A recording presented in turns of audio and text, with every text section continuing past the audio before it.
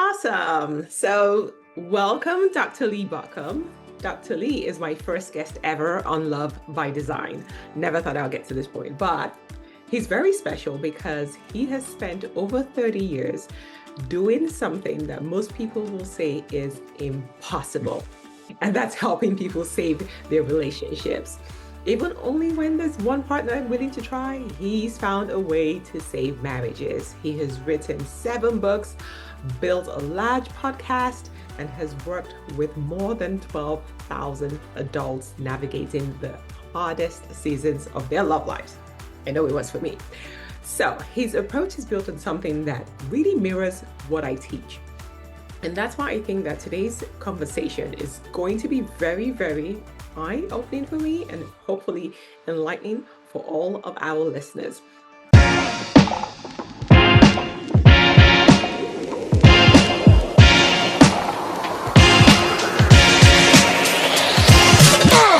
Welcome, Dr. Lee Baucom, to Love by Design. Well, thank you so much for having me. I'm excited to be here. Yeah, awesome. Okay, so I'm just going to jump right in. Let's do it. Let's just do it. Let's do it. So I've been in this for a while, maybe not as long as you, but relationships and love and marriage it's my mission. I say it's my mission, it's my calling. I've been observing this since I was a kid. Mm. And so you have a lot of experience in this field. And the more I look at the patterns, I see that there's been a lot of changes between even marriage 20, 40 years ago versus today. Mm. So I'd ask you, what are some of the things that you've seen that worked many moons ago that doesn't necessarily work today? So when I started my career, we were already in some transition, and there were people who were transitioning over to a much more egalitarian connection, but there were still people who were still stuck in some old models. And guess what? That's still the case. We still have that. And so it's interesting how there are some very common pieces to this. One of the changes I have seen is how important it is, and shows up in research, for somebody in a successful relationship to feel like their partner, their spouse, their whatever is supportive of their self-expansion. That is a piece that has grown over time. The expectation that they will support them in their hobbies, interests, therapy, coaching, growth, whatever that looks like for them. That has changed. I don't think that people had quite that expectation. The interesting thing for me is what has not changed, and that is how relationships are either successful on connection or unsuccessful on disconnection. And that has not changed a bit since I started this process. Hmm. It's very interesting. Okay, so you said 2 things that I really want to dissect and get in there. Yeah. But I'll talk about the latter one first, and then we'll come Mhm. back to this whole expansion, evolution, as I like to call it, as a need for modern new world relationships. Mhm. So when you say the things that relate to connection or disconnection, what are some of those things? Are there telltale signs from day one, or is it just something that over time people get disconnected? Where did we lose the plot? So the that's a great question because most people think, and let me just reflect for a minute. I used to see people before they got married, Mhm. and they had to come to my office. They were getting married in 7 of the biggest places of worship in the city where my practice was. They had to come to my office 3 times. So I heard a lot of stories from them about how they fell in love and all of that. And I always kind of asked the question as lightly as I could, given the stats of success in marriage. And if I walk down the street and ask people what are the chances of succeeding in marriage, and they would say it's probably about 50-50, and that's not far off. It's a little better than that, but not far off. So why do you, as I'm speaking to them, think you've already beat the odds, right? Knowing the odds, 50-50, coin flip. Why do you think you're ready to walk down the aisle and think that you've already beat the odds? And to a person, their statement was because we have real love. We really love each other. And that assumes that those who didn't. And yet, having been in practice a long time, I would see people who told me that story. and then came in my office in trouble or just got divorced. And so it's not love. That's not what carries the day. It's not that that's not important, Mhm. but it's not going to win the battle. It's not going to get you to the end. Love is a great starting point. A lot of times, though, people are confused on what the feeling is, what this is about, and how they align. And that was part of what I would talk to them about of, how are you understanding each other and where you're headed. But they all had that strong sense of connection. Mhm. And we humans are connecting creatures to our core, more probably than any other creature around, because we can talk about it. And other creatures, so my puppy is beside me as she normally is, and she is all about being up against me. And sure, she wags her tail when I talk to her. She doesn't understand what I'm saying. And I can't say, hey, you remember last week? She doesn't remember that, right? But we humans do. And so we can build connections in different ways based on our history and our future and the present moment and how we connect together. And all of that means that we are much more connecting than other creatures. And if we don't have the connection, then we start having pain and we start having problems. And so the problem is not whether couples come into the relationship with love, but what they do about that and how they sustain their relationship after that. Mhm. It's interesting because, well, I call it just chemistry, because I think that I call them the second era. So the romantic love when Disney and Hollywood came into the scene to tell us what love is, Yeah. and they sold us the Prince Charming and the Lady in Red and Pretty Woman Uh, story.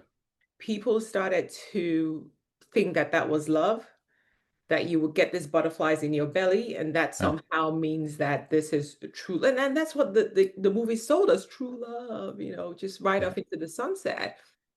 And then very quickly, people started to realize that, okay, like that's just attraction. That's just the initial spark. And rightly, like you said, it is important, but that's not what's going to take you across to the other side. It's not going No. to be there. It's not lasting. It's very fleeting. Within a few now in today's world, within a few weeks, it's over. Like back then, it'll probably take you like 3 to 5 years or whatever. But now it's very fleeting. And so making such an important decision based on some chemical, biological, physical reaction that you're having, it's just not a really, really wise way to go. But I also think that it wasn't our fault because that's what Mm. we were sold. And and that's probably the only thing that we can kind of get a sense of. It's not tangible, but it's almost tangible because you feel it like, oh my God, when I see my heart beats and I can't stop thinking about her, you can feel it. But then the other things that are really important is difficult to assess when you meet someone. So just in your work over the years, like I know that the world has changed, but how would you, if you met a couple today, kind of ask that question, butterflies aside, what would you say to them to help them assess whether they're truly ready for that kind of love? That is a great question. So first, when people are at that stage, they aren't particularly interested in what I would have to say. So I'm going to talk to you theoretically, right? Because they think they've already done that. Yeah. And so they have a hard time hearing. And so I would ask questions. I mean, in those premarital sessions, I would come home and my wife would say, "Well, how'd it go?" And I'm like, "Well, I picked a fight." And I meant to. And that was my job to say, "Have you talked about kids? Have you talked, and I would go through these different areas and help them think through that, helping them look at what they see. And so I talk about the trajectory.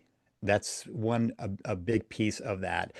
So you have momentum and trajectory that are based on how things are going Yeah.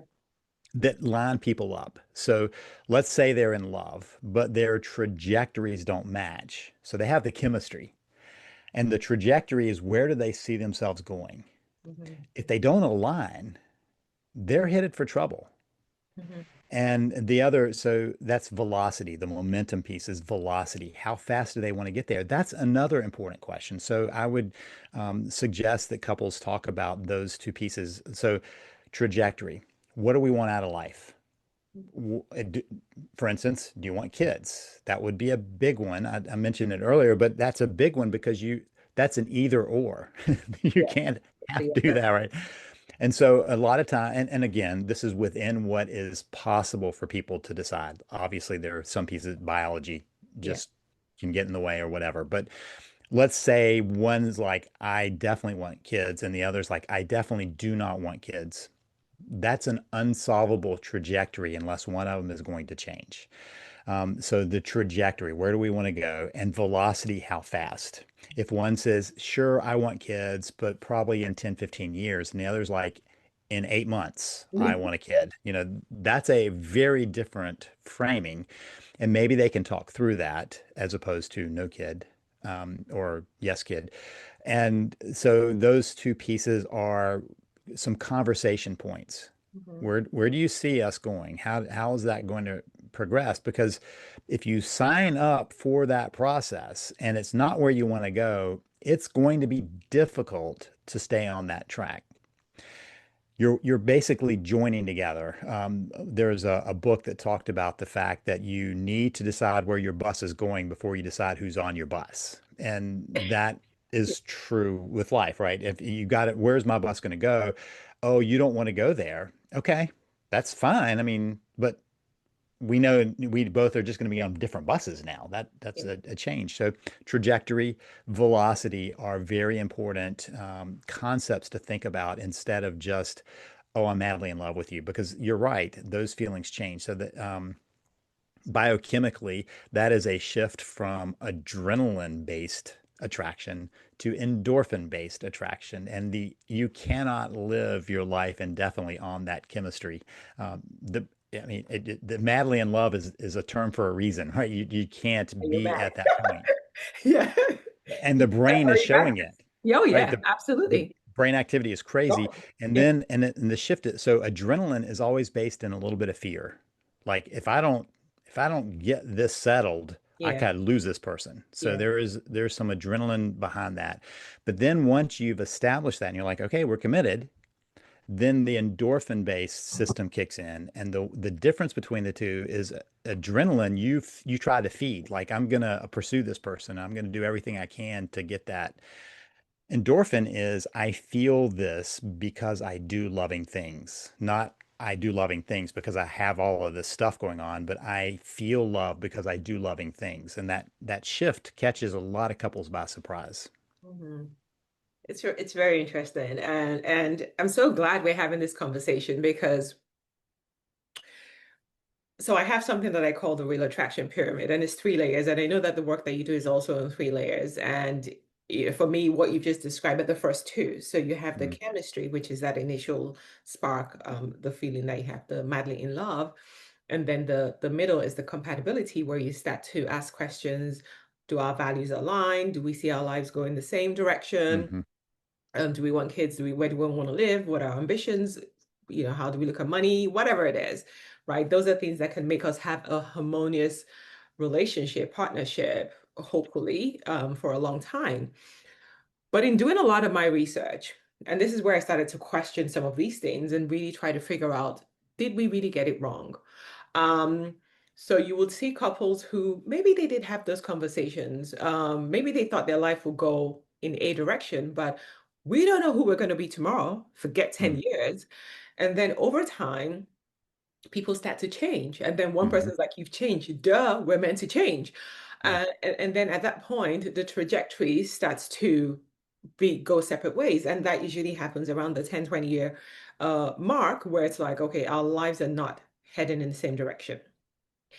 And that got me really, really thinking because I studied a lot of um, marriages and couples, and I was like, "You've been married for 50 years. What do you mean you're done? What do you mean you're done after 50 years? Well, I'm done. I'm gonna go find my person. This is no longer my person Mm. because they've evolved." So, how would you knowing that you don't know what tomorrow holds, you don't know who you're going to be tomorrow or what I wanted 10 years ago, definitely not what I want today. So Mhm. anyone who was in love with me even 5 years ago, trust me, will be done by today because I'm just a different person. So Yeah. how would you factor that into your premarital coaching and conversations? Yeah, so the distance between now in 5 years, though, is a steady evolution. There might be some big jumps because you have realizations, right? That's the kind of the paradigm theory that we suddenly go, whoop, I got a whole new understanding, but Yeah. there's still a piece that's going along. And if you're staying connected around that, Mm. that is much more manageable than one day going, wait, what are you thinking? We haven't talked about this because we haven't talked about anything. And so when people say, yeah, 50 years, I'm done, the Mm. fact is that it was probably done long before that. They have just stayed in a state. So this is where my idea of the pause button marriage comes in. Okay. So you find this person, you fall in love, you spend all of this energy building that, having created these habits of connection. That brings us to the point where you go, okay, for the rest of our lives, we're going to be together, or we've committed long term. Now, the one is we got married, and the other is we're just in a committed relationship, but it's long term. And so we still see that as no end in sight. And that starts the process. So then somewhere along the way, for what I think are really actually good reasons, but I wouldn't suggest handling it this way, they hit the pause button. It's like, okay, we've got this relationship. Now that we've got this relationship down, we need to do the parenting thing, the job thing, the hobby thing, the aging parent thing, whatever it is. There's something that's like I've got to take care of that, but we'll get back to us because this relationship has got it. We don't have to worry about this. So they hit the pause button unconsciously and or somewhat unconsciously. They're making a choice to redistribute their energy. All the energy that was there, now we got to do these other things.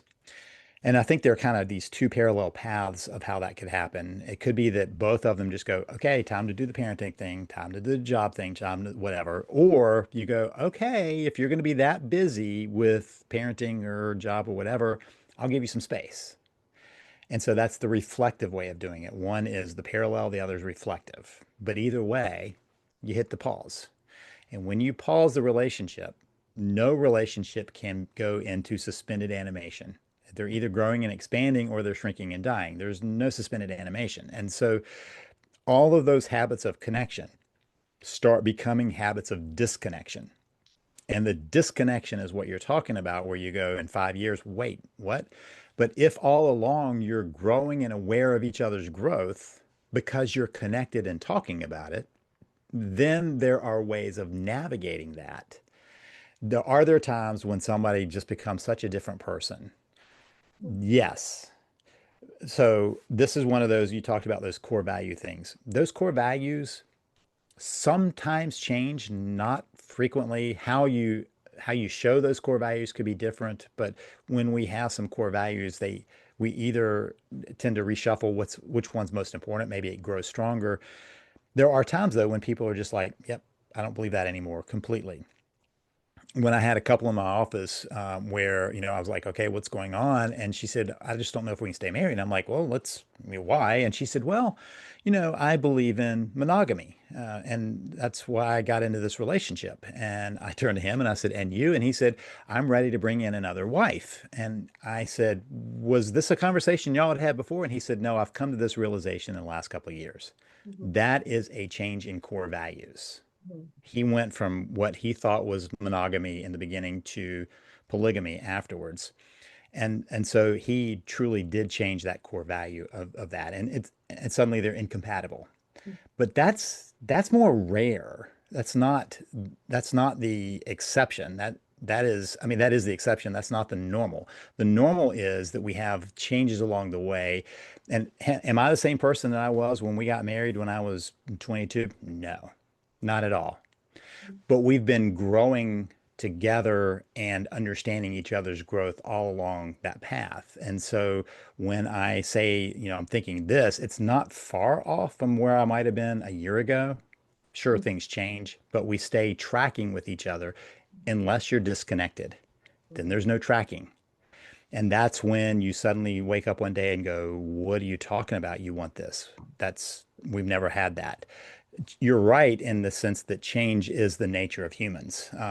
Years ago, I had this guy who called me and said, "My wife keeps telling me I've changed. I need you to tell her I haven't changed." Mhm. And I said, "If you haven't changed, you've missed an opportunity." Yeah. So that is the nature of life. But how we stay connected, what she was really saying is, I don't know how you've changed because I wasn't a part of your journey. That was what her message was. Mm. Okay. Interesting. I don't know how old you are, but I can see uh, that's what I grew up being told, and so it makes sense, and I can understand where you're coming from. In today's world, in the modern world that we live in currently, people are changing quicker than they used to, and with good reason. The reason why people are changing quicker now is because people are more interested in knowing who they are. Back then, no insult to the older folks, but people were told who they are or who they should be, right? A husband does this, a partnership looks like this, you have three kids, you did. There were rules around these things. And that's why a lot of people are opting out of marriage. There were a lot of rules that didn't really empower people to figure out who they are. Who am I? Right? Not who do I need to be in a successful long-term marriage, because the success of your marriage was based on how long you've been married versus who are you being while you're being Mm. married. And so now things have flipped where people are like, no, I'd rather be single, or I'd rather get out of a marriage that is not allowing me to either evolve or to just be me, because Mm. now people are more interested in being themselves. And it's become very challenging because we've all been pretending and performing and wearing masks all of these years. Oh, a wife behaves this way. Oh, it's man and woman. It's nothing like polyamory. Like who made all these rules around what connection looks like? And I think we're just in the era, in the age now where none of those things apply anymore. And so now you said the divorce rate was 50-50. It's actually 56% of people do get married. And out of the people who stay married, only 5% of people have said that they're happily married. So if we look at the statistics, whatever has been told to us before isn't really working, right? So now the question begs, what do we now do? How can we still have partnerships that honor the times that we live in and who we are as individual, where we can be ourselves in this union without having to be the wife or the husband or whatever the rules set that we need it to be? I don't think we're saying much different because I don't think that a relationship where there is true connection is about me saying, this is what you have to do. This is how we are being connected. That's an independent piece. Mhm, And so I don't think there's a way to escape the fact that couples find where their roles are together, but those can change. mhm, And so I actually grew up in a time when there was a lot of people going to therapy, a lot of people invested in learning. In fact, I would argue that in my time, there was a lot more of intentional growth than a lot of what I see now, where people are actually latching on, yes, they're actually latching on to other people telling them things because they see somebody on social media. Mhm. social media and they go, I'm going to be like that. That's not them. Yeah. That's just a reflection. So I grew up in the self-help, self-transformation heyday when everybody was out on that venture. I actually think that in many ways we've devolved to some roles that we've adopted that I don't think serve us. So when I talked about how we're circling back, those roles of what we knew before, there's a huge group that are saying that. I don't think that's who they really are at Mm, their core. I don't think that's because then, for instance, I see a lot of people who start in that movement and go, this doesn't make me happy. I mm, don't want this. mm, And so I don't think that what we're saying is that different because I'm talking about the level of connection and roles within that are discussion points, learning points. mm, If I come at it as it's not connection, but I get to make your choices, that's not true connection. mm, mm. Okay. We'll let that one sit for now. I might come back to it. Um, but I want to talk about something that is probably near and dear to me. And, everybody talks about alignment, but there's more to alignment that just, oh, we aligned, right? When people say we aligned is more, do our values, are they complementary? Can we have a good life together? They kind of think of alignment in those kind of terms. Um, but I think the world is really, really shifting pretty drastically right now. And you kind of touched on that in the beginning, and I just want to circle back to that, where does purpose and life goals and life mission fit into all of this? Because you were saying that people generally need somebody who can support their dreams, their ambition, their goals, and all of that stuff. And for me, kind of ties into the top of my own pyramid, which is Mhm. really where your life is heading. um, if it's not heading in the same direction, forget about it. Um, so what happens? Like, how can people figure that out? Because if you had asked me when I was 20 years old, what do you want to be when you grow up? I had no clue. Whatever I thought I wanted to be is definitely not what I am today. So how can we, or how do you help people to kind of be able to fit? 'Cause that's one of the things I think I believe, just my perspective anyway, is that people get married too early, right or wrong. But if you're going to get married early, you better know yourself before you get married. But people, it's difficult to know yourself at age 20 or 25, just because people are busy having a good time, right? And you're still focused on the butterflies in the belly.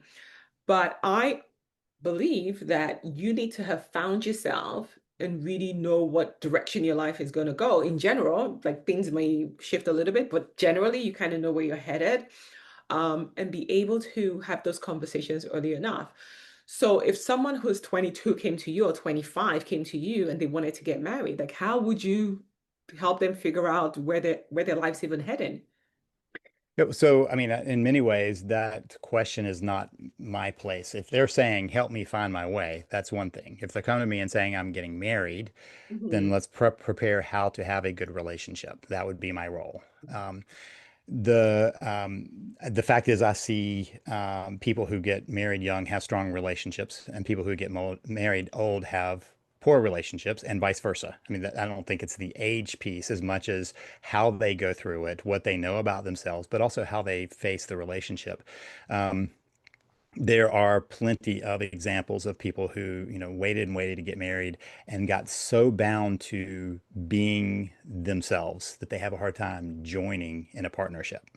So that's the kind of the other end. Too young, you haven't learned a lot, but couples also learn as they go. And so they kind of grow up together.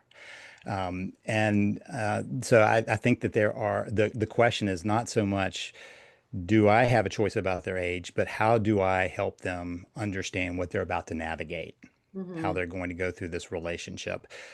Because, I mean, yes, there is an exit ramp if they want it, but that's a pretty painful exit ramp. For a lot of people, it would be better to go, okay, I'm not willing to do that, or now I'm going in prepared and I'm willing to do it this way, so that they can understand what that commitment is about, and how to navigate that together. Um, Generally, I find people when they are in trouble, they're no longer coming to me before they get married, and even then, they weren't wanting to be prepped on how to have a marriage. They were coming to me 3 times to get to the altar, Also, and okay. I mean, that's the reality. Premarital counseling has never proven to change the statistics because people are so convinced that they have already beat the statistics that they're not listening the way I wish they would. Okay. So same question to couples who have been married for 10, 20 years. Like their lives, maybe their lives are going in different directions now and they came to you. Like how would you help them navigate that? So then that is a question of where is their connection? Mm. And generally, we look back and go, oh, that's where you did it. That's where you hit the pause button. And that disconnection is now playing out. I am not the person who believes that every single marriage will be saved, could be saved. There are times when things do change. Those core values change, their directions change, they're no longer compatible. There are times when they have so disconnected that there is nothing left to revive. Like it's like the shock paddles in, the hospital. You can hit them as many times as you want, but they're flatlined and there's nothing you can do to turn it back. So there is a question of what level of connection is there and what level of connection are they willing to begin to work from. I also don't believe you can do a 180 in this, that you have to slowly make the turn because it generally is not both people going, let's work on this. But it's There's, usually one person. there's generally one person who's going, this is not where it needs to be. Yeah. And then the other person is often either not aware there's a problem because their heads, they're barreling this way. So they're like, what are you talking about? This is just because, and they have a reason, or they are so done because it's been so long that they have already turned their attention to other places for that connection, whether it's an affair or their job or their kids or their friends or whatever. They've already turned their attention and they're not willing to turn back to get their attention there. Yeah. Yeah, absolutely. Okay. So in your experience and the couples that you've worked with who have kind of hit the pause button and the ones who said called it quits, okay, fine, but the ones who choose to try to make it work, Mm. what would you say is the number one reason why they try to make it work? So gosh, number one. Or top three. Let's make it easier. Top three. Yeah, a lot do it because they feel like there is something to the commitment. They have all of this history, all of this time, they have the family, and they have something to the commitment that they want to honor that. Some are because they still look back and go, gosh, we had so much good stuff back there. It's got to be somewhere in there. Um, there are also some that simply look at the pain of what would happen and don't want to deal with that. The financial issues or whatever else, kids, whatever. And so they're doing that out. That's a fear piece. And unfortunately, that one doesn't last long. People adapt to what makes them fearful after a while. If you're in a fearful situation long enough, you lose the fear piece that motivates you. It doesn't mean you lose the fear, but the motivation of it. And so that one is the one that I go, you got to find another reason or that's not going to last. I often have people write down what are your reasons for wanting to work on the relationship because I want to know what's driving them. Yeah. And their first three, four, five, six are often fear-based. I don't want this. I don't want this. I don't want this. And then they start going with, I grew up in a broken family. I don't want to have that with my kids. I made a commitment. I want to honor the commitment. I believe that there is good in our relationship, and I want to get back to that. So those are the reasons that are more motivating for them because they are purpose driven. They have meaning behind them. And so when they have that, the question is, what are they willing to do with it? For some people, they get to the point where they go, okay, that I don't have that reason anymore. They're done with it. And that really is a piece of what I try to understand. I've already said I don't believe every marriage can be saved, but I'm trying to give people an opportunity if they want to try to get that, to restore a relationship to one that they would both want to have. That's I'm not the stop a legal divorce process guy. That's not enough. You need to have a relationship that you both really want and want to protect. So that's the optimal. The minimal is for people to go, okay, I really did as much as I was willing to do. I don't have regrets.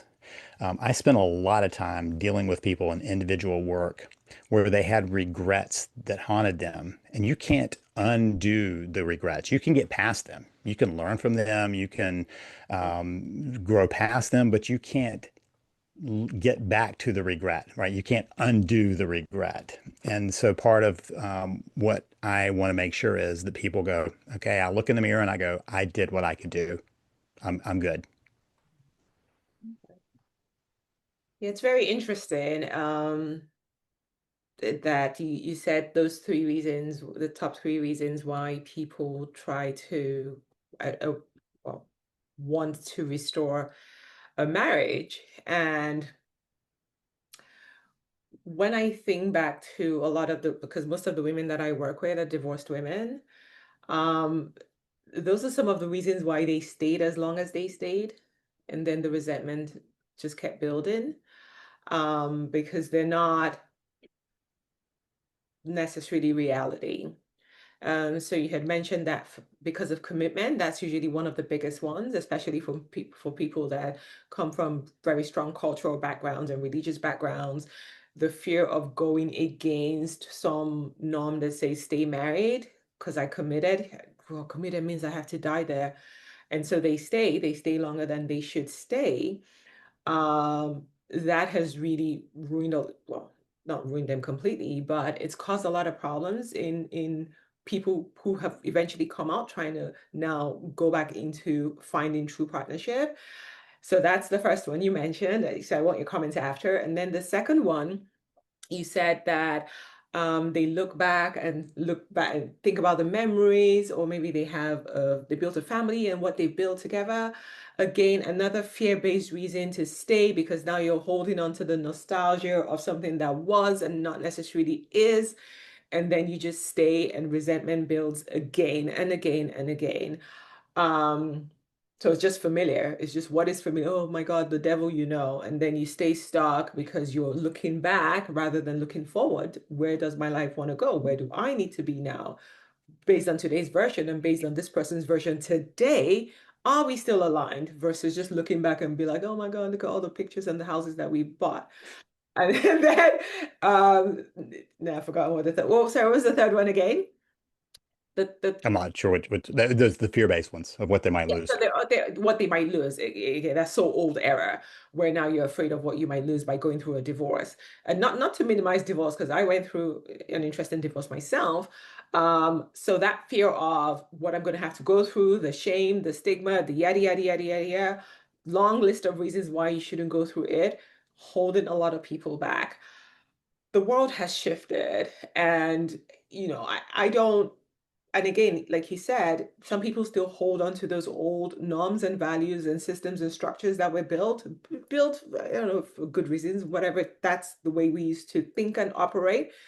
I don't know that it's still relevant in today's world and where people want to go now, especially people who've been down that path, who've been married, who are now divorced, who are looking for something more real, right? Not this fantasy of what marriage could be, but really looking for soul-aligned partnership where the goal is really only evolution. Am I evolving with this person? Not do we have kids? Do we buy property together? Well, it is the sole question is can I evolve with this person? Are we aligned at a soul level? So and that's why I love this conversation because it's like the old and the new. So So let me just where kind of is it point going? out. Yeah. Your question was, why do people start the process? Yes.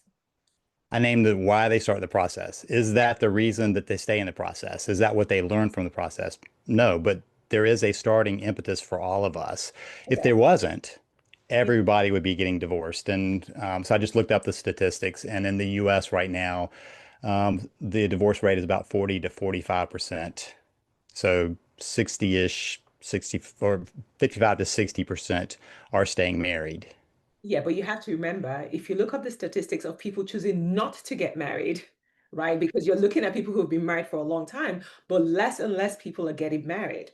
Not debating that, but Yeah. the divorce rate itself. So people who are entering into that, more than half are still staying together. And so that your question was, why do they start the process? That is not a sustaining process. I would never recommend somebody stay in because of those reasons.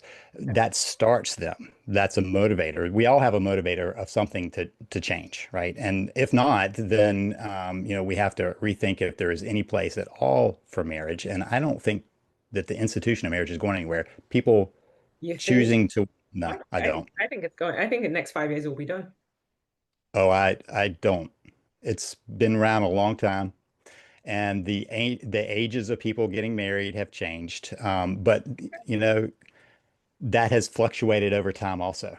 And there was a period when people got married older and then younger, and I think that there are still people. And I mean, I'm listening to other podcasters my daughter's age who are still trying to figure out how we get to this marriage thing to know that there is plenty of energy around people getting married. The question is whether they're going to find a better way of doing it, finding better mates to do it. But the institution, I don't think it's going So I anywhere. think partnerships will become more popular than marriage. For me, marriage is the shackles that you go and sign on a piece of paper. And people will always, forever, and better now that partnerships are being seen in a different light, people will always crave partnership. But in terms of the institution called marriage and what it has been so far, where people go and read out these vows that I don't know who wrote those vows, don't make any sense to me. Um, I think that's going to keep declining, and people Mhm. are going to be choosing other ways to commit to a person without necessarily going to sign a piece of paper. I know me for one, I'm not signing no piece of paper ever again in this lifetime. And That's that's an important thing. You know, so you're naming a bias for you of what that means for you, right? yes, And I just just said to be clear, so I think it would be interesting for us to put on our calendars in 5 years to have this conversation to see if there's still marriages around. no, I there have will be. I said declining. It will be declining. uh, So even the now, divorce rate. I mean, the marriage rate is declining, but guess what else is what? the divorce rate? When- No, no, no. The divorce rate is declining, is declining because less people are getting married. True. But I'm just saying the Mhm. divorce rate is declining. So there is still plenty of people getting married. There will continue to be because they're looking for a partnership. How they define the partnership Yes. can change as it has over time. And I will agree with you that we have been fed a load of crap from Disney and Hallmark Channel and everywhere else that gets us to happily ever after, but doesn't tell you how to do it. Yeah. But that is still going on, that people are choosing to sign up for that. And I don't think it will it decline. We'll see. We'll see. Um, We can set a date. 5 years from now, we can check the stats to see what's happening. But I do hope that people start to, like my goal, my mission is to help people choose better partners so that they don't have to go through the pain of divorce and really find themselves first so that they can make the right choices for themselves. The reasons why I got married are very laughable today because it was like certain things. Where is he from? Where are his parents from? Does he have a job? Does he do this? Does he do that? Does he want kids? Like it was kind of that superficial checklist that I used versus now where I know myself a lot better. I'm very much mhm. self-aware and I really know where my life is headed so I can make better choices. And whether that will look like a marriage or cohabiting or common law or whatever terminology you want to call it, that's fine. I know that people generally want and desire partnership. I think the question now is how do people make better choices so that they can have better partnerships? Mhm. I absolutely agree. I mean, I think that there is a lot to be said for how we continue to learn to have better relationships, period. Because when we talked about connection, that is the nature of every relationship, whether it's a partnership, whether it's a companion, whether it's a friendship, whether it's a marriage, all of that will continue to be important because we humans are doing that. That's how we're built. From our earliest days, we are connecting creatures, and that won't ever change. Yeah, agreed. So I do have a lot of looking at the time now. Oh my God, it's been 49 minutes already. So I know a lot of people who like follow my work and people who reach out to me all the time. And they would say to me, I'm done. They reach out to me. They know I'm a dating and relationship coach. And they're like, oh no, I'm good. I'm okay. I'm happily single. Like I'm done. I'm tired of I'm not going down that path ever again. And so they say that they've lost hope. I know deep down inside we all desire it, but they just feel like it's a lost cause. There's nothing out there for them. Maybe what advice would you give such people who have delved into marriage, have come out of it and are very bitter and broken? Yeah, which is for people coming out, there are woundedness to that and learning about that. And so one of the things that I suggest is that people think like, what was it that went wrong? what were the roles of that? What was the responsibility of that? One of the things that always concerns me is someone coming out of a marriage and immediately launching into other relationships. Because what we know from psychological research is that when people don't learn from that, they'll replicate it the next time. Yeah. And it's just an endless cycle. I had an uncle that I think was married 6 times before by the end. And he's one of the reasons I was interested in how do you help couples. Yeah. He continuously made the same mistakes time after time. And the last one, I mean, when he died, he was married in his final one, and they had been married for a while. But that's a lot of iterations and a lot of broken relationships along the way. So, what was his role? I mean, that is a question when somebody comes in and goes, "Yeah, I'm getting divorced," and okay, what role did you play in that? Where did you fit in? And the role could be, I should have never married this person, or I should have left at year two, or what. That's fine. You just need to understand and why. What were the dynamics that played into that? And so being able to learn from that, it's a kind of an experiment. To figure out those pieces. It's not a good way of doing that experiment, but let's use it. Let's grow from that and figure out how to do things differently. Um, Sometimes people are unable, they're so desperate for the connection that they're unable to see the red flags. And so being able to step back and go, what are the red flags for you is an important one for people so that they can recognize. And a lot of times it is I saw that and I didn't pay attention.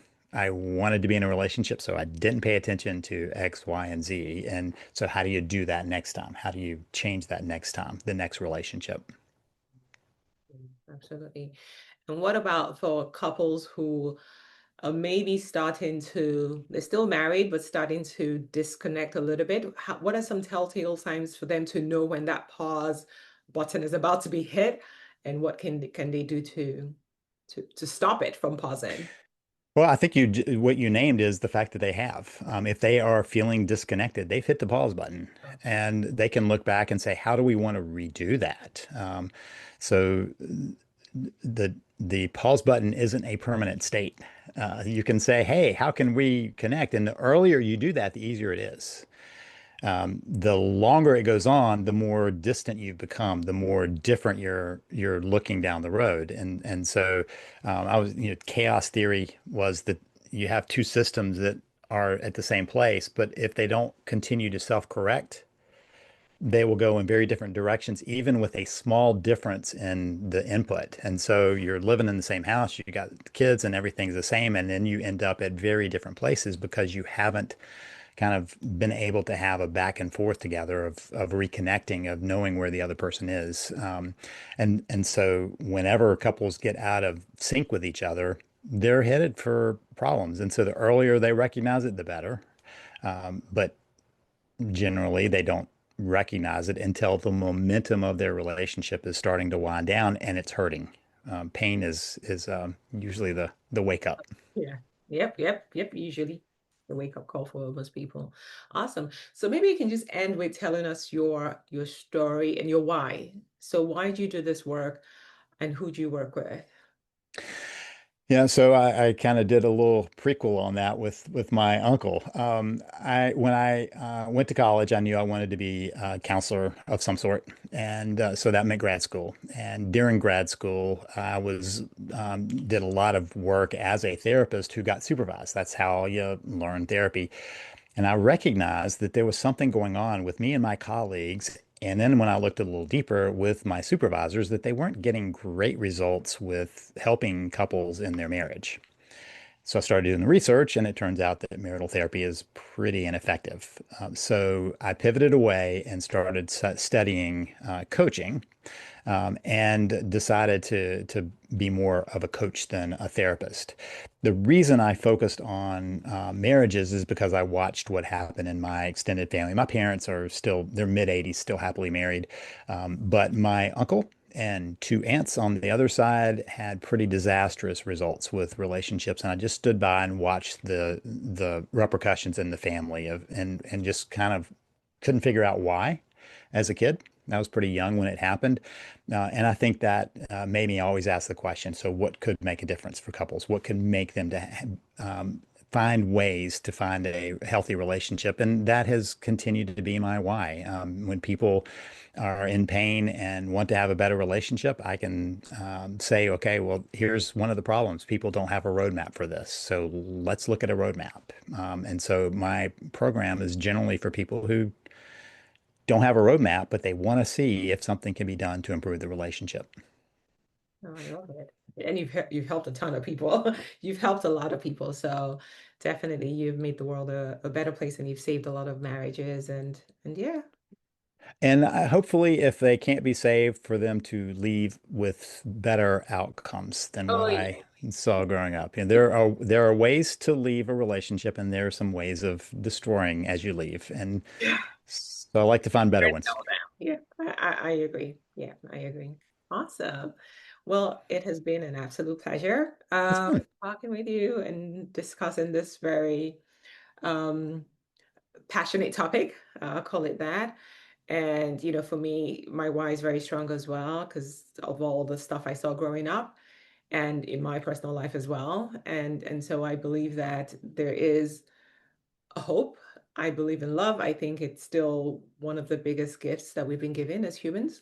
I don't know if the other species fall in love. I don't know, but I think that it is such a beautiful thing if you get it right and you put in Mm, the work and you build and you grow and you evolve in the right direction.